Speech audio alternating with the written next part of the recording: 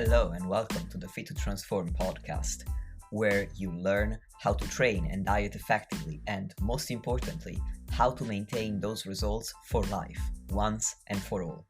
I'm Nikias Tomasiello, a transgender training and nutrition coach working online with anyone who's ready for a true lifestyle transformation, anywhere they may be in the world. As a friendly reminder, any and all information provided is for educational purposes only. You should consult with your doctor before implementing any changes to your diet and exercise program.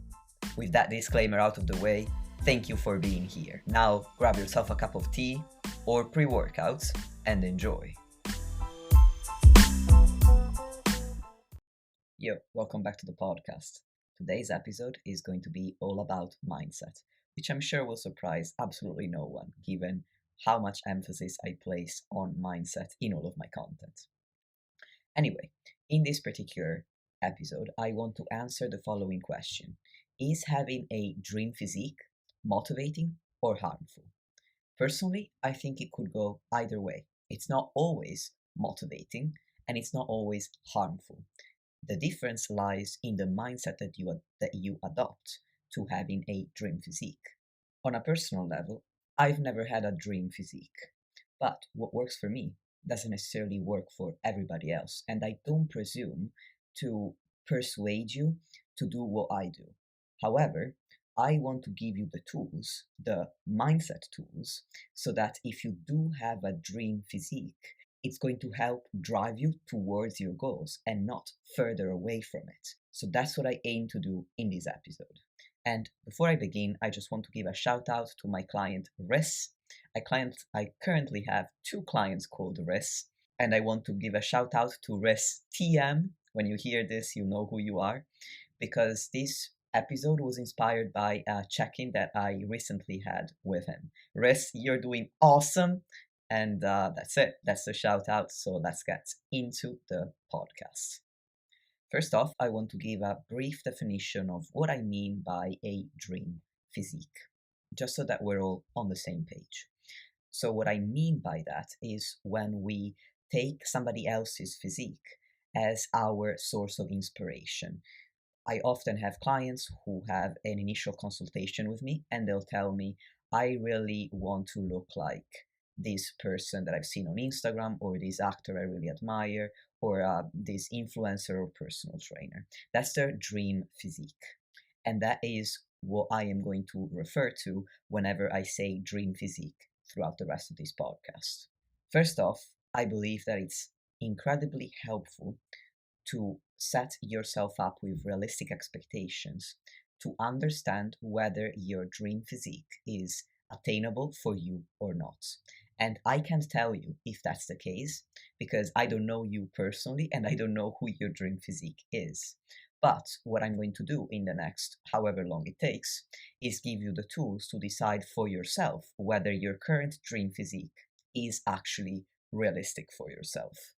Now, your dream physique is going to be unrealistic for you if you have to become excessively lean, or if you would need to put on more muscle mass than what your genetics, your lifestyle, your age, and the time that you're going to spend training enable you to achieve.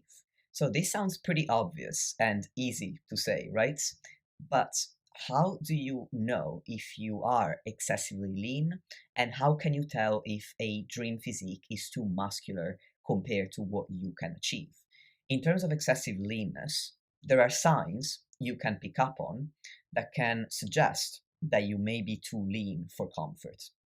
And what I mean by too lean for comfort is that you are below your lower intervention point, which is, according to Speakman and colleagues, the lowest amount of body fat that you can carry before your body starts to actively fight against any more fat loss. These signs include the fact that you're constantly hungry, you're moody, you have obsessive thoughts about your body, and you constantly pick your physique apart even though you are objectively lean.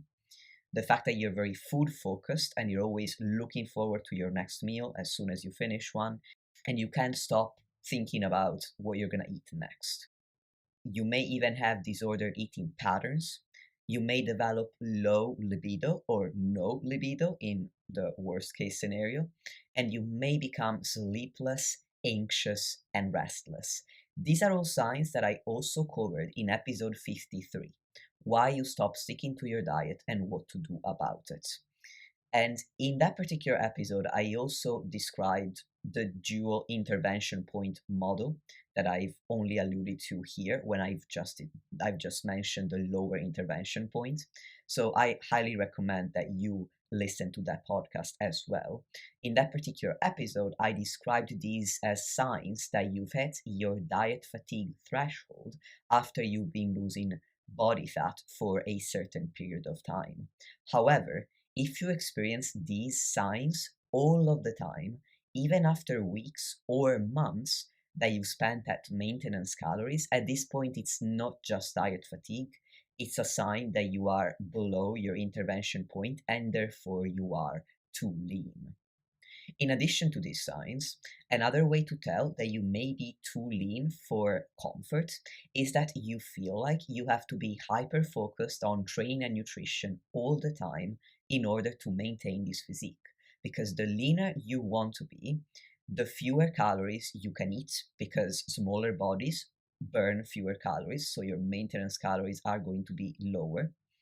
And also, in many cases, you have to do more activity in order to maintain energy balance and therefore maintain this level of leanness. As a result of these increased demands from both training and nutrition, you might find that this is simply too much to keep up given your other life commitments, and it's also unenjoyable and stressful for you. And therefore, you are leaner than you would likely thrive at. The ideal, in quotes, level of leanness for you is a level of leanness where, yes, you feel confident in your appearance, but also and importantly, you thrive in the rest of your life. And fitness doesn't have to be your number one priority all of the time for you to maintain that level of body fat. On the opposite end of the spectrum, in order to assess whether your dream physique is too muscular for you or not, you have to understand where this physique that you so admire comes from. So, what I'm going to do is discuss the main factors that are going to affect what you're looking at on social media or on TV or wherever it is that you found this dream physique of yours. And these main factors include genetics, lifestyle, time, biological age, health history, Photoshop, and performance enhancing drugs. So let's start from the bottom of the list. A lot of pictures on social media are photoshopped. In fact, there's even an Instagram account, well, at least only one that I know of, but there could be more. And this Instagram account is called Goob, spelled Goob underscore U2. And the man behind this account actively calls out fitness influencers for doctoring their pictures using Photoshop. So if you want to gain an insight into this sad reality, you want to give him a follow and take a look at his content. Now, whether the picture that you're looking at is photoshopped or not, it's still a single snapshot of a single day. So it's very important that you understand whether this person looks this way every day or not. And if in this picture the person is doing a photo shoot or a bodybuilding competition, that physique that you're looking at is a physique that literally only lasts that one day. They have become as lean as they could possibly get for the photo shoot or the bodybuilding comp. And they also implemented certain nutritional and training protocols that taken together usually last about a week and are known as peak week. And the main purpose of peak week is to peak your physique, so make it look as good as possible for the one day when you have the photo shoot or the competition. This is not what they look like every single day. And if they have truly achieved very extreme levels of body fat, they are well below their lower intervention point, and they will aim to regain body fat after the competition or the photo shoot. Now, even if the person that you admire doesn't compete and you're not looking at pictures of a photo shoot, think critically about the circumstances under which a picture was taken, because a physique that gets photographed after a workout with a great pump and excellent lighting is very different to a physique photographed at the end of the day, right after a meal, with no pump and subpar lighting. And we all post our best pictures on social media. Nobody's going to post a picture of themselves that they don't think looks good. I wouldn't. Finally, there could be people who aren't doing a photo shoot and aren't doing a bodybuilding competition, and they just walk around very lean all of the time. And they look that way even in crappy lighting and without a pump. And that's because they have a lower intervention point than other people. And that has to do with genetics. If they have a lower intervention point, they can get leaner before their body starts fighting against any further fat loss than other people can. The second factor I want to discuss is performance enhancing drugs. And I want to say right off the bat that I hold no negative judgment for people who take PEDs.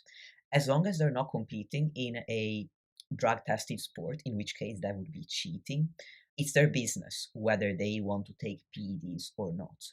What I take issue with is that many athletes and influencers aren't upfront about the fact that they're taking PEDs, and they will post pictures of themselves knowing full well that people will buy from them because they're taking their physique as inspiration, not knowing that that physique is a result of hard work, certainly, but also of PEDs. And not everybody is willing to take PEDs to take their physique to that level. And unfortunately, it's actually pretty difficult to tell if somebody is on PEDs because there are some people who look like they are, even though they simply have been training for decades. They have incredible genetics and they work really, really hard. I said simply, I didn't mean to imply that it's easy, but I meant to say that they're not taking drugs and yet they look that way because of a combination of these three factors. On the opposite end of the spectrum, there are people who maybe haven't trained for as long. They don't have the best genetics to begin with, and they maybe haven't followed the most effective training program for them. They start taking PEDs and they look fit, sure, but they may not look as incredible as somebody might expect when they think of somebody who's on performance enhancing drugs. So, this is all to say that unless somebody straight up tells you that they are on PEDs, or unless they compete in drug tested bodybuilding, and even then they might be natural but still going for a drug tested competition for whatever reason, then you really have no way of telling for sure whether they are natural or assisted by PEDs. And sadly, even if somebody were to tell you, sometimes people lie. Basically, you have to take pictures on Instagram with a grain of salt for that reason, alongside Photoshop. Now, the next factor I'm going to discuss is your genetics.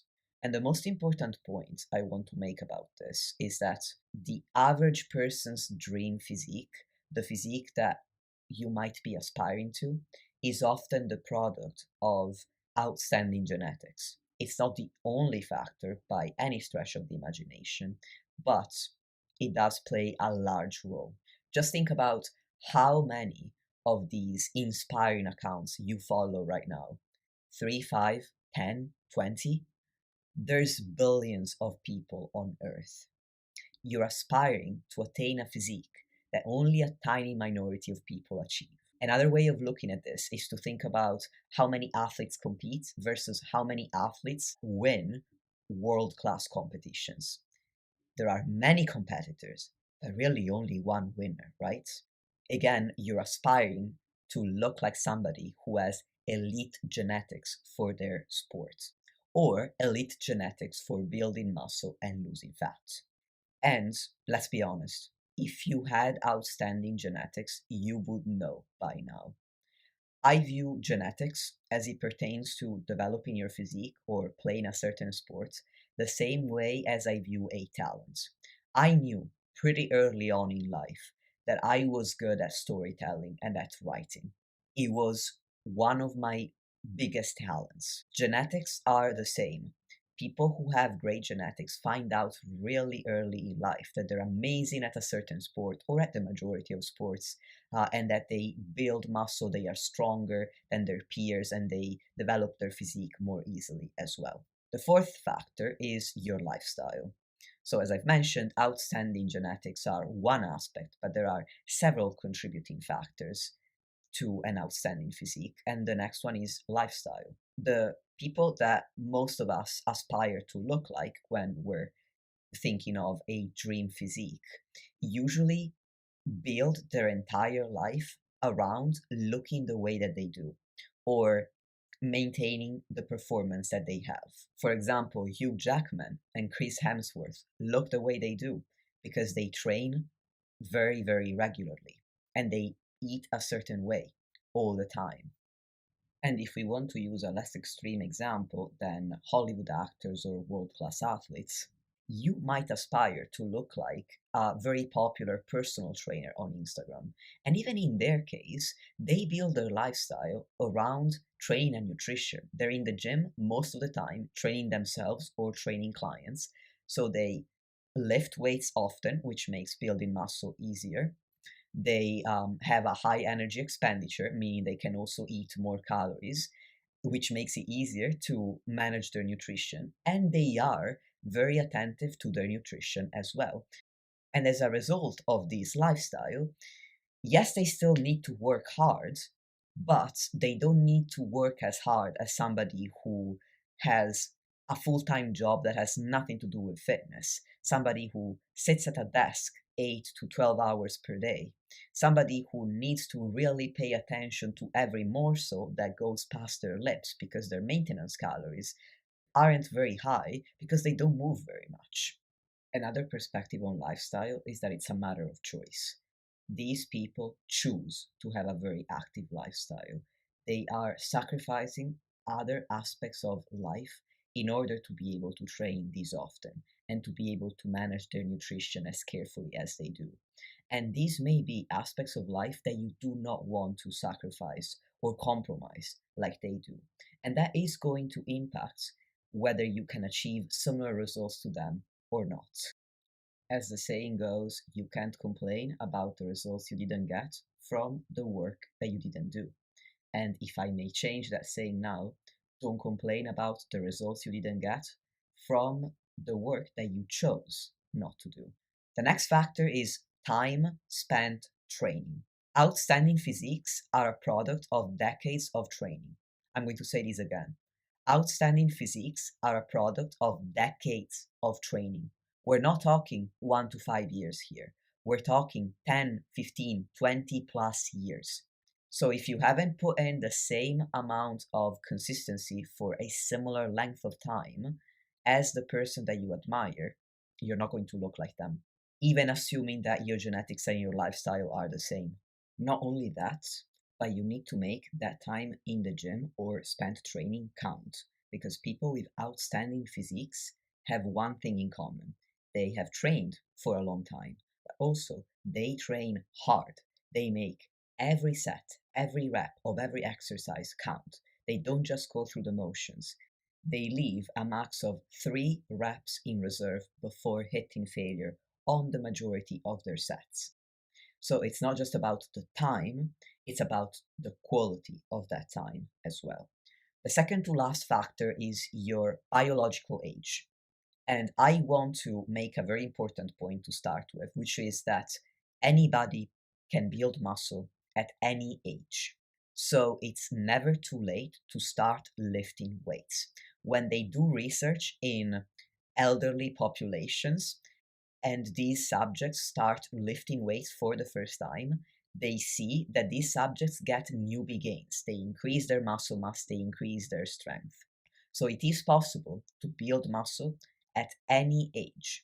However, you have to take into account that once you get to a certain age, there are two processes that begin to take place. The first process is called sarcopenia, which is age-related muscle loss.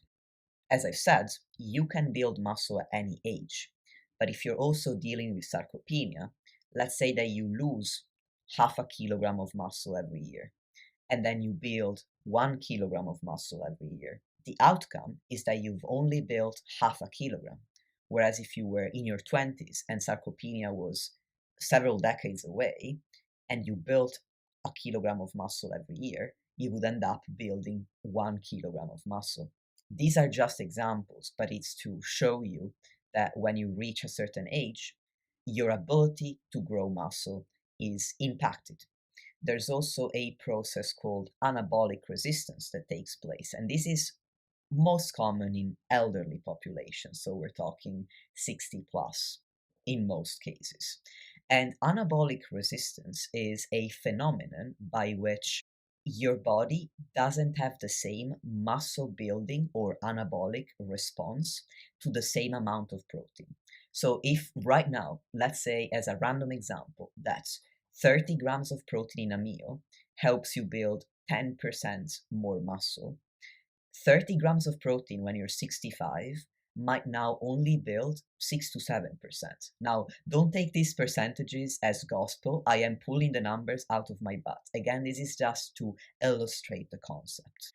Last but not least, the longer you train for, the slower your gains become. So if you are 55 and you've been training for 20 years, it's already really hard for you to put on more muscle. Then you also have to deal with sarcopenia, which makes it even harder. And then you turn 60, and now you also start experiencing anabolic resistance.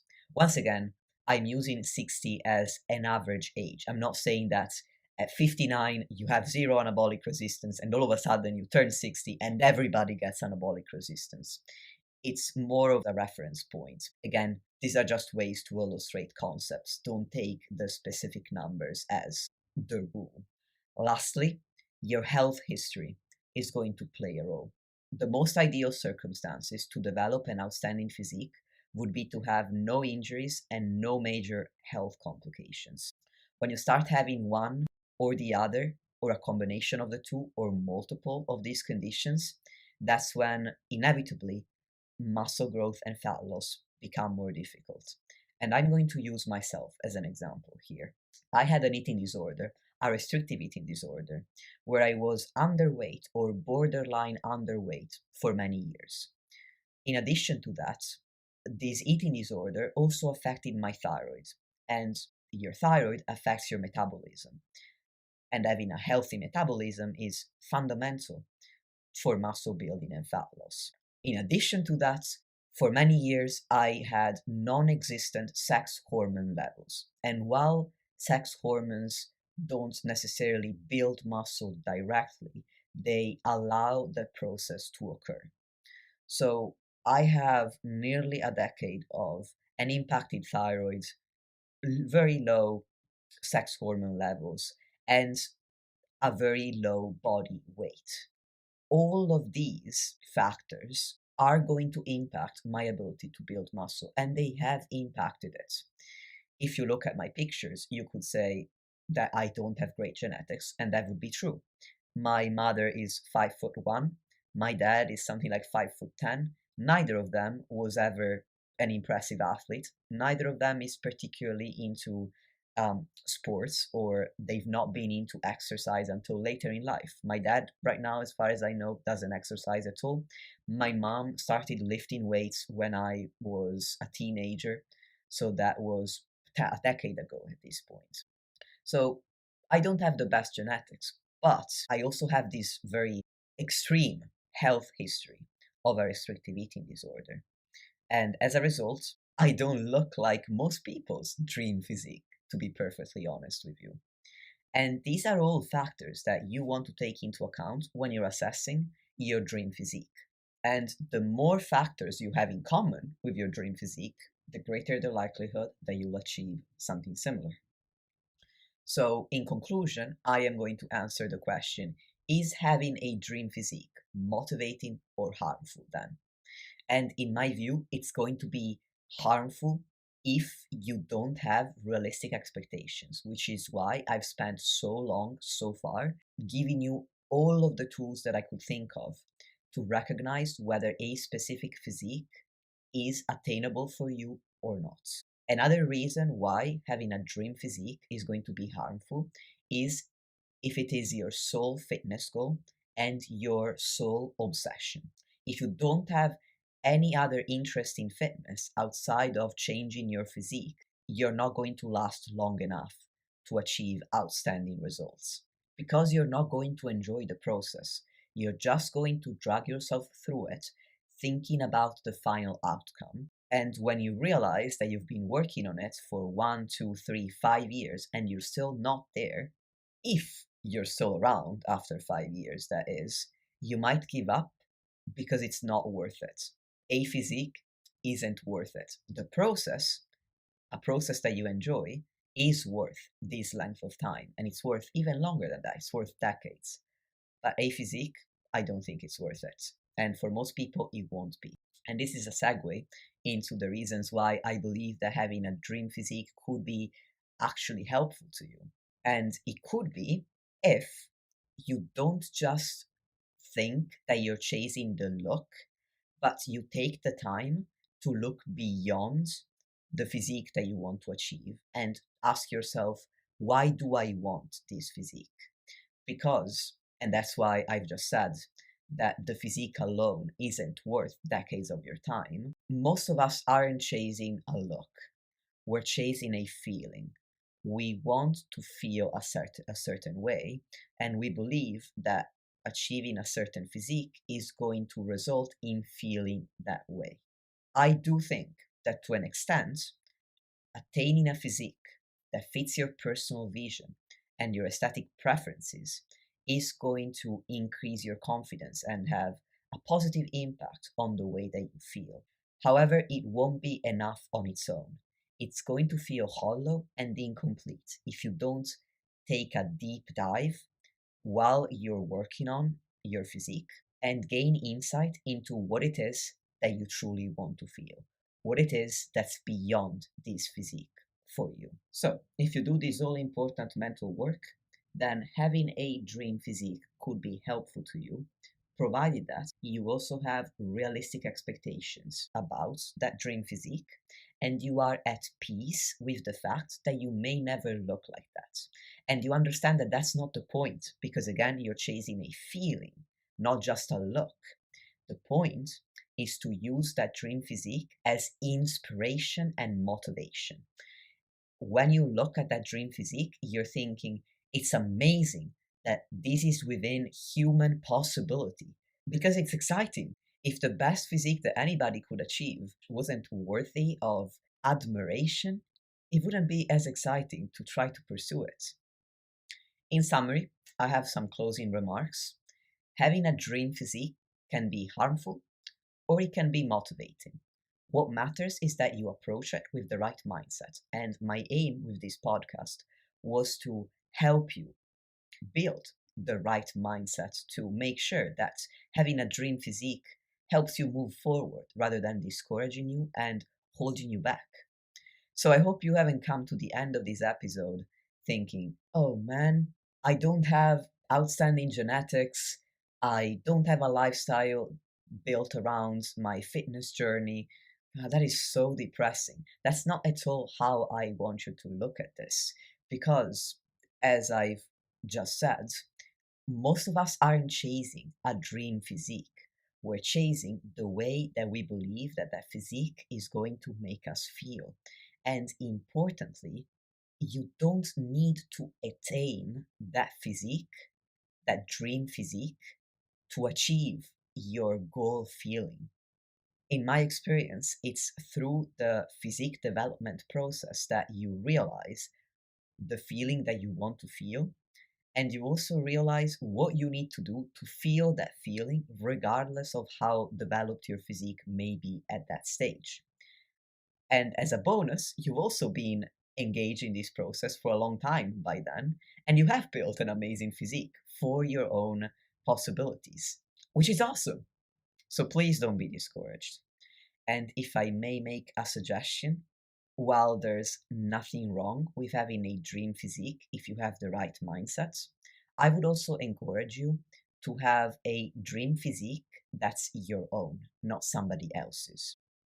And what I mean by that is that I would encourage you to get curious and try to discover what level of leanness and muscularity fits within your vision, but also helps you thrive in life, as I said earlier, so that you don't need to be hyper focused on training and nutrition all of the time in order to maintain that physique. You don't have signs that you're below your lower intervention point, you're enjoying life, and you also have a physique that you can be proud of because you spent so many years building it. And the final message that I want to give in this episode is to the gender diverse community. I work with a lot of you, and I know that a lot of us pursue a dream physique to help with gender incongruence. And I want to encourage you to consider the difference between a physique that's going to help you soothe that incongruence and the dream physique that our societal ideals lead you to believe that you want. You don't need to look like your dream physique. You don't need to look like a fitness model or a bodybuilder in order to be in quotes, a real man or a real woman or a non-binary individual. I'm making air quotes here. But there's a lot of pressure in the gender diverse community to achieve a certain level of muscularity or a certain level of leanness that's more in line with culture and cultural ideals than what you as an individual actually need in order to feel closer to your desired gender. I found it with myself and I've experienced it with other clients as well. I started out my own journey hoping to soothe my gender incongruence, and I haven't achieved an outstanding physique by any stretch of the imagination, or otherwise by now I would have 1 million followers. But my gender incongruence has lessened a lot compared to when I started.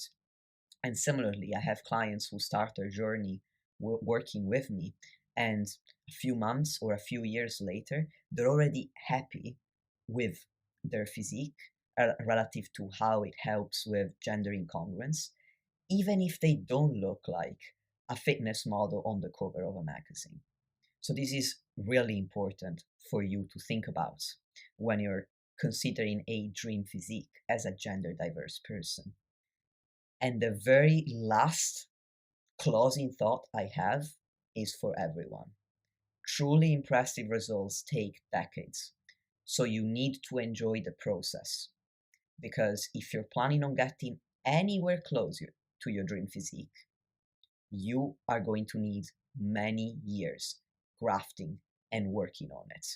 So find an approach to this fitness endeavor that you enjoy, that you can be consistent with, and that motivates and excites you for other reasons in addition to attaining a certain look, or you're not going to last long enough. And that's a wrap for today's podcast. Thank you so much for listening. If you want to connect with me, in the show notes, you'll find links to my website, where you can also read my blog, which I've been writing since 2018. You'll find a link to my application form to start working with me as an online client, and a link to my Instagram account, so you can DM me and give me some feedback, ask me questions. I'm very chatty, as you can tell, and I'll be very happy to talk to you about anything that you would like to discuss with me. As always, thank you so much for giving me some of your precious time, and I look forward to bringing you many more quality episodes like this. And with that said, until next time.